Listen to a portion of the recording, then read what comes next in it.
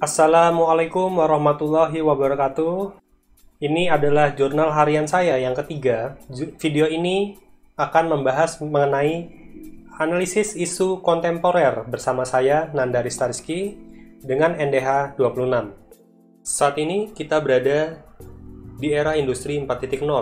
Kita tahu bahwa dalam era ini terjadi perubahan secara masif. Kita perlu memahami semua perubahan agar dapat meningkatkan daya adaptasi kepribadian. Oleh karena itu, kita harus memiliki kemampuan bersabar untuk mempelajari hal yang baru, sehingga skill kita meningkat. Tentu saja, di era industri 4.0 ini memiliki banyak tantangan dan peluang. Banyak pekerjaan yang akan hilang diganti oleh mesin, dan tentu saja akan lahir banyak pekerjaan yang baru. Berikut saya tampilkan 7 pekerjaan yang tidak bisa diganti oleh robot. Selanjutnya, ini adalah skills yang dibutuhkan di tahun 2020. Saya sebutkan hanya 3 yang terbesar. Yang pertama adalah complex problem solving, kemudian social skills, dan process skills. Berikut adalah 10 strategi prioritas nasional untuk making Indonesia 4.0, yaitu roadmap atau peta jalan mengenai strategi Indonesia dalam implementasi memasuki industri 4.0 untuk mencapai 10 besar ekonomi terkuat dunia di tahun 2020. Selanjutnya, berikut adalah tuntutan masyarakat di era digital, yaitu pelayanan inginnya serba cepat, kemudian aksesibilitas pelayanan tinggi, biaya mendapatkan pelayanan semakin murah, dan transparansi informasi publik. Prakondisi yang harus disiapkan dalam birokrasi, tentu saja kita harus mengubah mindset kita, meningkatkan etos kerja dan inovasi, dan tentu saja harus mempersiapkan infrastruktur yang lebih baik lagi. Kreativitas sulit masuk ke dalam organisasi publik karena kebiasaan dalam rutinitas, kemudian budaya paternalistik, dan rezim administrasi yang kaku. Selanjutnya, ini adalah jenis inovasi yang bisa kita lakukan, mulai dari inovasi produk, metode, proses, konsep, teknologi, hubungan, sumber daya manusia, dan struktur organisasi. Siapa yang mensupport transformasi birokrasi 4.0? Ya, tentu saja diri kita sendiri dan masyarakat, pimpinan, pengelola, divisi penentu kebijakan, dan tentu saja generasi yang melek teknologi. Narkoba adalah narkotika, psikotropika, dan bahan adiktif lainnya. Saat ini, Indonesia memasuki situasi nasional darurat narkoba.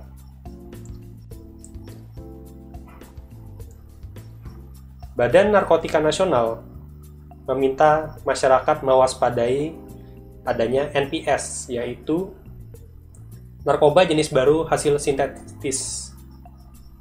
Berikut perkembangannya pada tahun 2020. Terdapat 892 jenis NPS yang telah beredar di dunia. 76 diantaranya beredar di Indonesia. Langkah Indonesia dalam menghadapi darurat narkoba, yaitu melakukan sosialisasi bahaya penyalahgunaan narkoba, rehabilitasi bagi pecandu dan korban, meningkatkan upaya terapi melalui pencegahan yang terprogram dan efektif efisien, penegakan hukum yang efektif, mewaspadai dan mengungkap modus baru sindikat internasional, dan melakukan kerjasama internasional, yaitu anti-terorisme. Media sosial memiliki kerawanan yang lebih besar dibanding dengan media konservatif. Masyarakat harus waspada dan berhati-hati dalam mengunduh dan membagikan berita yang tidak bisa dipastikan tingkat kebenarannya. Radikalisme dan terorisme menjadi ancaman kebinekaan karena menghendaki perubahan secara ekstrim sesuai dengan kehendak pengikutnya, hanya membenarkan ajarannya, fanatisme sempit, memahami agama secara tekstualis dan skriptualis, Islamofobia yang melancarkan aksi deislamisasi, memupuk paham sekularisme, merendahkan citra Islam di kalangan umat lain, dan memecah persatuan dan kesatuan umat Islam serta disintegrasi bangsa. Pola radikalisme di dunia maya menggunakan dunia maya tersebut sebagai alat penyebaran paham dan rekrutmen. Hoax menjadi strategi ajaran radikal dalam menghasut dan meradikalisasi netizen. Menggunakan strategi media framing dalam mengemas berita untuk kepentingan ajaran radikal terorisme. Menggunakan akun anonymous di dunia maya, merekrut wanita dalam aksi amaliyah, dan menyebarkan buku elektronik sebagai indoktrinasi untuk netizen. Kelompok terorisme menggunakan internet untuk perang psikologis, propaganda, jaringan kelompok teroris, perekrutan dan mobilisasi, pengumpulan dana, pengumpulan data informasi, pemberian instruksi, dan tempat diskusi antara individu dengan kelompok. Karena itu, lembaga pendidikan wajib menanamkan pemahaman sejak dini bahwa perbedaan bukanlah sesuatu yang harus dipertentangkan, namun menjadi kekuatan yang saling melengkapi. Kemajemukan bangsa Indonesia harus dijaga dan dipelihara sebagai modal sosial dan sumber kekayaan bangsa. Bhinneka Tunggal Ika sebagai doktrin dan kesepakatan nasional yang harus dipertahankan demi kelangsungan hidup bangsa Indonesia dalam memahami dinamika perubahan global.